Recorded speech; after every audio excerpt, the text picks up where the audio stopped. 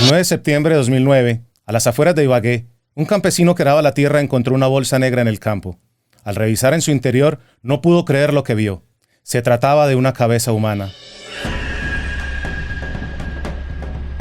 Horrorizado, corrió para avisar lo ocurrido a las autoridades. Hasta el lugar llegó un equipo de criminalística que emprendió una búsqueda minuciosa en el terreno. Poco tiempo después, a escasos 20 metros del primer hallazgo, fueron descubiertos los brazos. Las partes del cuerpo fueron enviadas al Instituto Nacional de Medicina Legal y Ciencias Forenses. Allí, un riguroso análisis permitió dictaminar 4 heridas en el cráneo ocasionadas por un objeto contundente, además de 58 heridas en el rostro realizadas con arma blanca. Los análisis dieron a conocer que se trataba de una mujer de 35 años aproximadamente, pero aún con identidad desconocida. Una mujer que fue hallada por las autoridades en el Tolima con más de 50 heridas en su cara y descuartizada. Ya que el asesino se encargó de retirar cuidadosamente los pulpejos, es decir, donde se encuentran las huellas dactilares. El 11 de septiembre de 2009 fue reportado un nuevo hallazgo. Se trataba de un tronco humano al que le faltaban la tercera y cuarta costilla. Detalle muy especial, porque de estas piezas se logra extraer el ADN más puro del cuerpo humano. Además, se evidenció que el victimario retiró las prótesis mamarias, lo cual determinaría que éste tenía conocimiento de la existencia del código de barras que contienen y que permitiría un rastreo hasta identificar a su dueña.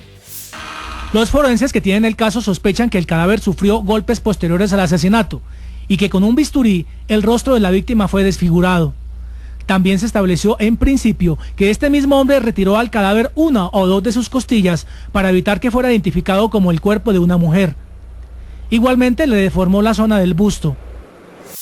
Un día después, a 10 kilómetros de distancia de donde se encontró el tronco, aparecieron los muslos, una pierna y un pie. Pero para los investigadores del CTI faltaba más evidencia, por lo que decidieron ampliar el área de búsqueda a 22 kilómetros y efectivamente dio resultado. 6 días después, encontraron una pieza clave para la investigación: la ropa que llevaba la víctima el día del asesinato. Las prendas tenían cortadas en algunos puntos y aparentes manchas de sangre. El 27 de septiembre de 2009, después de un rastreo palmo a palmo en la zona, los investigadores encontraron la otra pierna. Por el estado de las partes del cuerpo al ser encontradas, se sabía que la persona había muerto el 8 de septiembre de 2009, un día antes del primer hallazgo. El homicida dejó pasar un detalle que le permitió a los investigadores del CTI avanzar con su trabajo. Una de las huellas no fue totalmente retirada al momento del corte. La piel se recogió y parecía que había sido retirada por completo, pero no fue así. Se trataba del dedo índice de la mano derecha, una huella clave para identificar a la víctima, aunque la tarea no sería fácil. Procedí a hacer el pegado de la parte de tejido que había, tanto en el índice derecho como en el pulgar derecho. Hice varias pruebas para obtener esos registros dactilares y observé que el índice y el pulgar derecho daban muy buen registro para estudio dactiloscópico. Los peritos expertos de endoscopia lograron reconstruir esa huella casi en un 80%. Luego, procedieron a tomar una impresión dactilar y la enviaron con especialistas para ser cotejadas con los datos de la Registraduría Nacional. Los investigadores ingresaron a la base de datos de desaparecidos. La huella y la foto coincidían con la identidad de una mujer que había sido reportada como desaparecida por sus familiares. Poco después lograron descifrar que la víctima del cruel asesinato era Erika Cecilia Yeneris Gutiérrez, esposa del comandante operativo de la Policía del Tolima, Joaquín Enrique Aldana, quien se encontraba radicado en la ciudad de Ibagué. La posición que él tomó fue de no volverse a presentar a la fiscalía, de no atender él personalmente las diligencias, sino que las atendiera otro. Que él se enteró que ya estaba el cadáver de mi hermana, ni siquiera nos llamó, ni siquiera se dignó a preguntarnos. Según Aldana, Erika se despidió de él el 8 de septiembre de 2009, anunciando que cumpliría una entrevista de trabajo en Medellín. Asegura que salió de la casa en un taxi sin despedirse de sus hijas mientras él se recuperaba de una operación que le impedía hacer grandes esfuerzos. Las versiones de la fiscalía y la familia de Erika contrastaban con la posición de Aldana, y solo un juez tendría que determinar quién decía la verdad. ¿Por qué no denunció la desaparición de Erika? Porque era normal que saliera. No era la primera vez que se iba. Y hay otra cosa, hombre, a título personal, cada vez que la esposa de uno, la compañera viaja para el sitio y que no llama, porque era común que ella no llamara, ponerme yo a preocuparme. Yo no le vi problema a eso.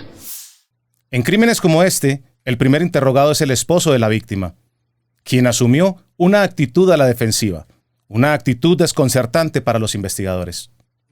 Aldana también declaró que ella tenía una relación con otro hombre, con el que le era infiel, y que lo había abandonado por esa persona. Ya había pasado un mes desde el hallazgo del cuerpo.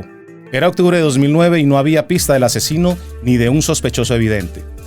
El coronel Aldana no ha sido vinculado a la investigación, pues sus primeras declaraciones fueron apoyadas por sus hijas y la empleada del servicio, en el sentido de que a la hora del crimen se encontraba en la casa. El siguiente paso era inspeccionar la casa que había arrendado, donde Erika vivió sus últimos días en compañía de Aldana y su familia, y donde hallarían pistas claves para el proceso.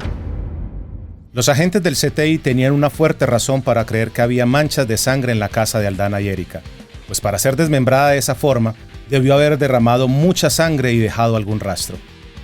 Otra pieza importante fue una bolsa negra hallada en el lote enfrente de la casa, en la que había una camiseta de la Policía Nacional talla XL, que correspondía a la talla que usaba el coronel Aldana, manchada y envuelta en ella un tarro de detergente en polvo.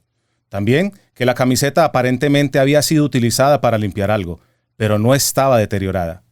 Los cortes perfectos en el rostro de Erika se convirtieron para la fiscalía en uno de los más grandes indicios en contra de Aldana. Al juicio asistió un médico forense de medicina legal, quien declaró que para realizar el tipo de cortes que se encontraron, se requería tener algún conocimiento en criminalística y de la anatomía humana, resaltando que el coronel Aldana es criminalista y fue profesor de la escuela de la policía.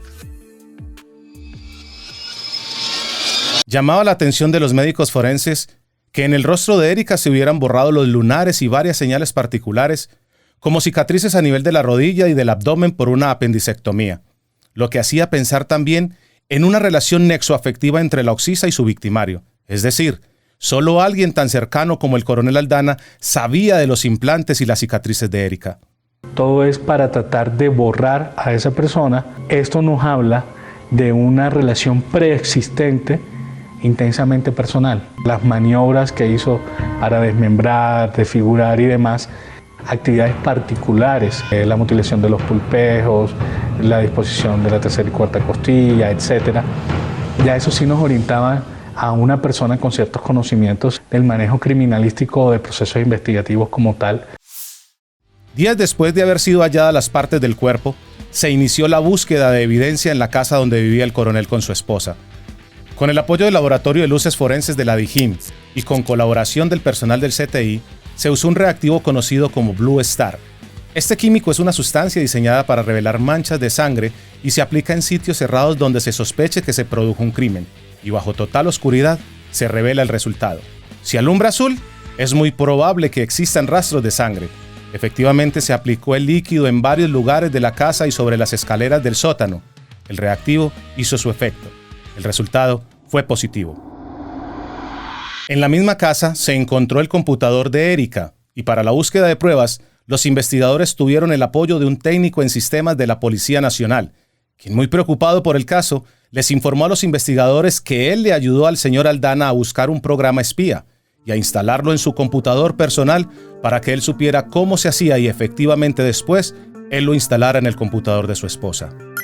Dentro de la inspección que se practicó al disco duro, se encontró un software espía, en este caso el Messenger Detect, el cual tenía como finalidad de espiar todas las conversaciones que se realizaran en esa máquina mediante el uso de chat. Durante varios días intervinieron el equipo hasta hallar unos chats, unas conversaciones de Erika con una persona que estaba en Costa Rica, con la que sostenía una relación sentimental y con la que se había visto en Colombia meses atrás. Una infidelidad que según la fiscalía habría despertado la furia de Aldana y que posiblemente fue el principal motivo del asesinato. La fiscalía se dispuso a presentar ante el juez su escrito de acusación, una descripción paso a paso sobre el cómo, según ellos, Aldana terminó con la vida de Erika. La fiscalía reconstruyó los últimos minutos de vida de la víctima. La mujer habría estado chateando con su amante por internet en la mañana del 8 de septiembre de 2009 en el sótano de su casa, dándole la espalda a la escalera, pues así estaba ubicado su computador. Aldana habría llegado por detrás y sin ser detectado por Erika, leyó su amorosa conversación y sus planes para verse con su amante. Lo que al parecer causó una fuerte discusión, pues la joven presentaba moretones en varias partes del cuerpo y marcas de fuertes golpes en la cabeza. Según la hipótesis, Aldana ocultó el cadáver durante todo el día en el baño. Sus hijas no se percataron de lo ocurrido cuando llegaron del colegio y en la noche se acostaron convencidas de que su madre había viajado a Medellín, como su padre les había informado. El coronel habría tenido toda la noche para desmembrar el cadáver en el baño del sótano, tiempo suficiente para lavar las paredes y no dejar rastros de sangre. Luego, habría depositado los restos en el baúl de su carro para atravesar en horas de la madrugada el control de la policía. Año y medio después del asesinato de Erika, el juez dio su veredicto. Atención, un juez en Ibagué acaba de condenar a 33 años y 9 meses de cárcel al coronel de la policía José Joaquín Aldana por el asesinato de su esposa Erika Cecilia Yeneris Gutiérrez en el año 2009. Se condenó a 33 años y 9 meses de prisión en la cárcel La Picota de Bogotá al coronel de la policía Joaquín Enrique Aldana Ortiz por el asesinato de su esposa Erika Cecilia Yeneris Gutiérrez. ¿Quién la mató? Esa pregunta me la han hecho muchas personas, que le tengo hasta temor pensar en eso.